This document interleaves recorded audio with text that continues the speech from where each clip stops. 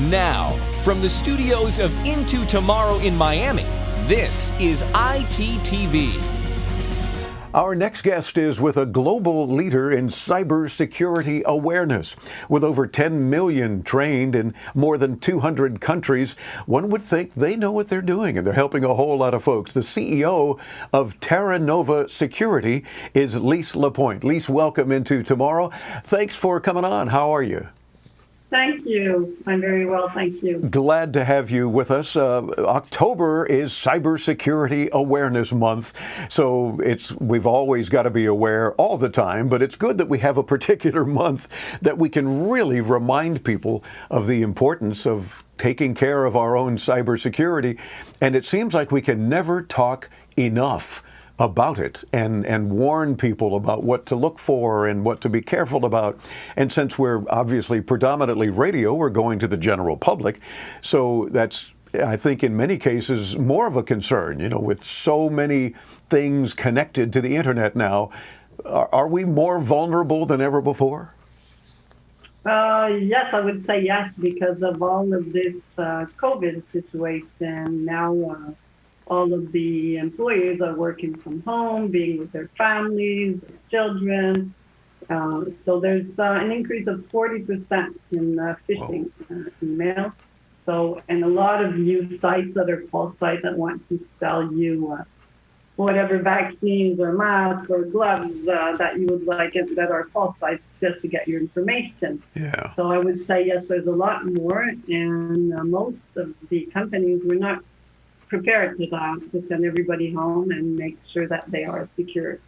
So there's a lot of what we call phishing scams by email that are seen right now. And thus the importance, I'm guessing, of cybersecurity training, especially for those employees who are now and have been working from home, may even continue to work from home. We keep hearing from a lot of our audience that they're working from home and their bosses are saying, you know what, it's working out so well that even when this is all over, you might still work from home as long as we can monitor everything you're doing so that you're getting paid for working.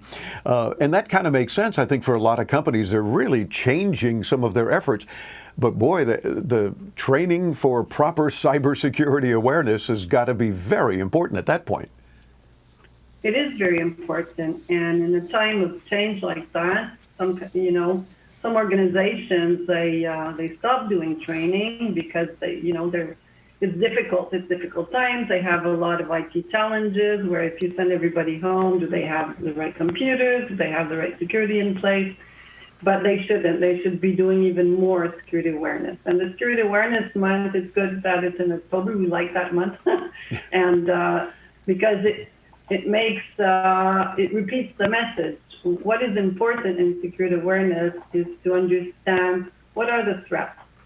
How can I identify them? How can I see them? What do I have to do when I identify them? So it's very important to understand that. So maybe if you want, I could share with you information on the threats that we see in phishing and email that you would receive. So I could share my screen. Sure. That would be excellent, because as you mentioned, if we've had an increase of about 40% since the pandemic started in cybersecurity threats, obviously this is something that employees as well as employers need to pay attention to. And in this case, those listening on the radio and not yet seeing the video, she's showing a slide about phishing is the most important threat. And why is that, do you think, Lise? So the phishing is because it's easier for, technology and processes that we see. Do you see my full screen?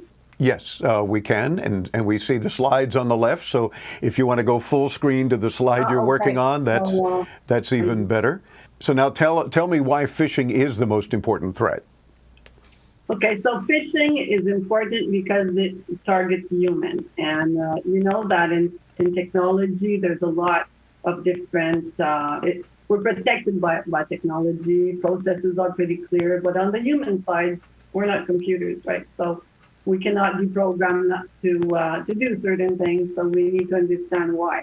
And in phishing, it's very important because it's easy. You receive an email, and we identify like 7 different threats that are in email security, which is you receive a phishing, they could ask you for an attachment, to click on an open, and then you could have a malware, click on a link or a button, give them, once you click, you get the website, they ask you for some information, personal information, financial information. So there's a lot of different threats that you have to be able to identify, and then you have to change your behavior, not to give your information, personal information, never on a website, or your financial or your bank or your government would never ask that from you. So it is very important not to give any information. If you click on a link by mistake and then it brings you to a website, don't fill it in. So then you stop, at a certain point. But there's things that you have to over your the site to see who it is, and if you don't know the person, if it seems impersonal and it's like signed by the team, or the address or the domain doesn't seem right, just don't click. Yeah, I think we've been telling our listeners for years, if in doubt, check it out one way or another. I mean, if nothing else, reply to that email without opening any links and ask who they are, or, can you please clarify the attachment you sent me? Why do you want me to open an attachment? Something of that nature.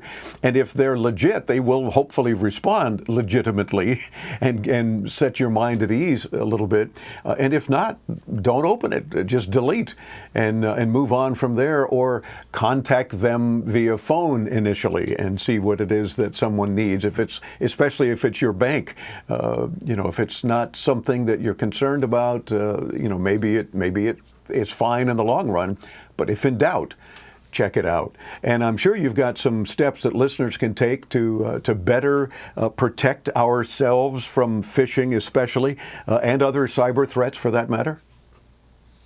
Yes. So there's also kits that we give freely on our website. So for working from home or COVID situation, we give examples of type emails that cameras can send, and best practices, and what are the consequences if you click on this phishing, and what you should do.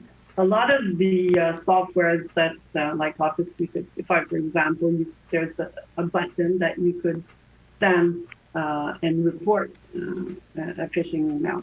And most of the companies also have this button that is scheduled a lot of times for their company, where they will, it's very important not just to delete it, but to report it to security.